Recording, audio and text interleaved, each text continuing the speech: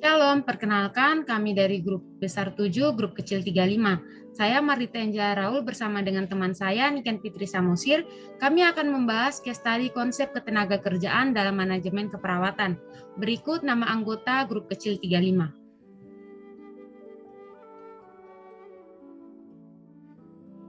Menurut Huber tahun 2018, ketenagaan yaitu rencana sumber daya manusia untuk mengisi posisi dalam suatu organisasi dengan personel yang berkualitas.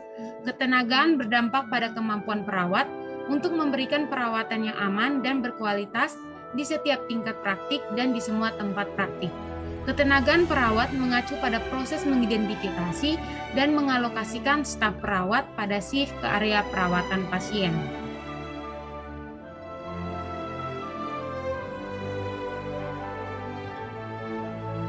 Kasus 5. Di unit medikal, tempat kerja kepala ruangan berinisial PR, terdapat rata-rata 27 pasien pada shift pagi, di mana 4 diantaranya membutuhkan perawatan total, 8 perawatan parsial, dan 15 perawatan minimal.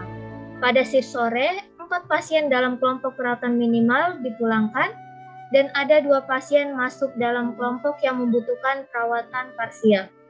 2 pasien lagi yang masuk di shift malam membutuhkan perawatan total. Jumlah perawat di ruangan sebanyak 9 perawat dengan kepala ruangan berpendidikan nurse, sedangkan perawat lain S1 keperawatan atau nurse sebanyak 33,3%, D3 keperawatan sebanyak 55,56%, dan sisanya SPK. Kepala ruangan merencanakan pengembangan ruangan menjadi ruangan MPKP pemula. Slide selanjutnya.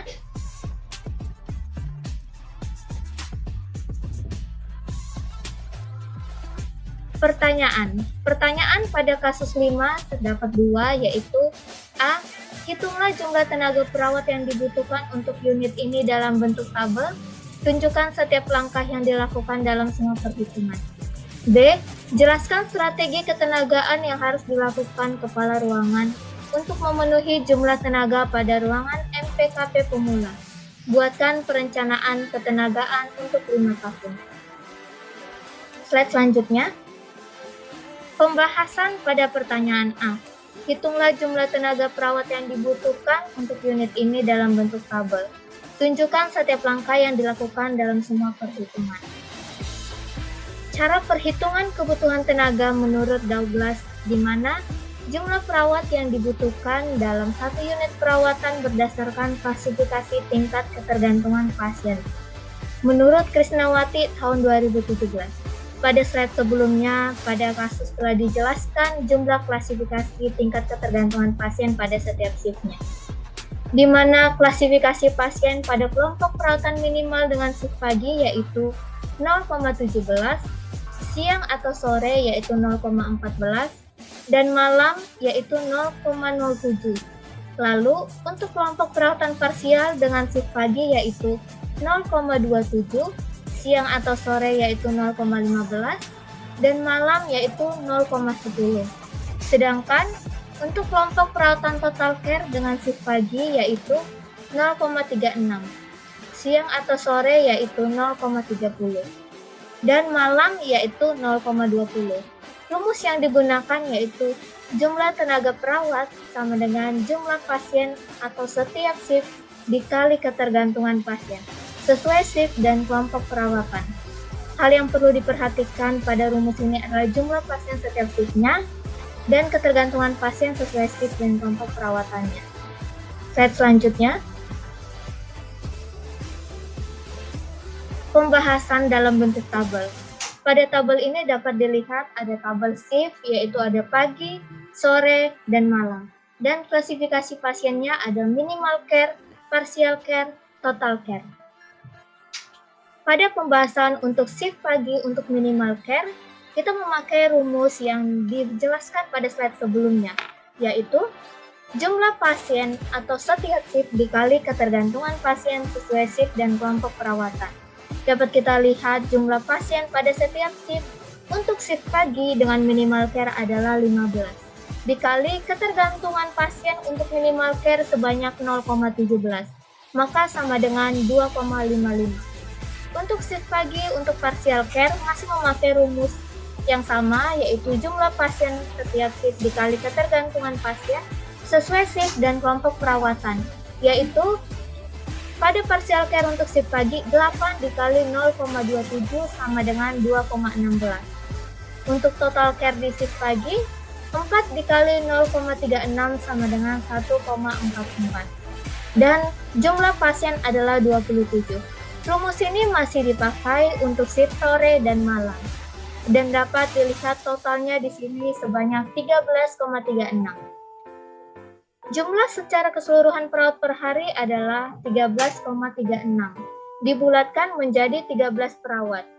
Dan guna mengantisipasi adanya cuti, libur, dan kejadian tidak terduga, maka ditambah 25%. Sehingga kebutuhan dalam sehari adalah 13 ditambah 25% sama dengan 13,25. 25% akan diubah menjadi bilangan biasa.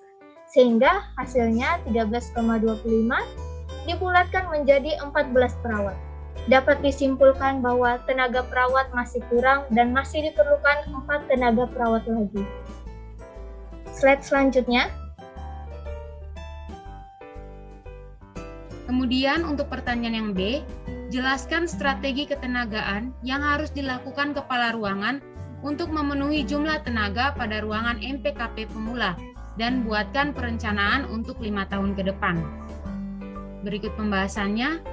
Strategi ketenagaan dilakukan menggunakan rencana jangka menengah, yaitu perencanaan yang dibuat untuk kegiatan dengan kurun waktu 1-5 tahun, menurut Erita tahun 2019 dan Krisnawati tahun 2017. Rencana tersebut adalah melakukan evaluasi hasil keempat pilar MPKP pada akhir bulan, dan berdasarkan evaluasi tersebut, kepala ruangan akan membuat rencana tindak lanjut untuk meningkatkan kualitas hasil, menurut Krisnawati tahun 2017.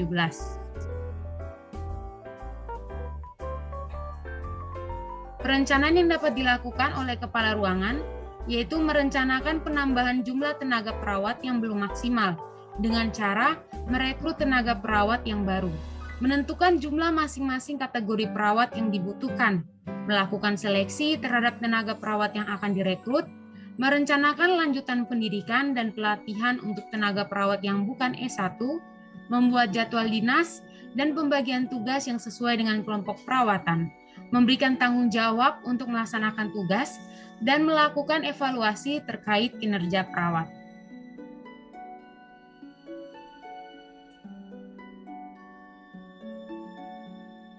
Berikut referensi yang kami gunakan untuk mengerjakan case study kami. Demikian pembahasan case study kami mengenai konsep ketenagakerjaan dalam manajemen keperawatan.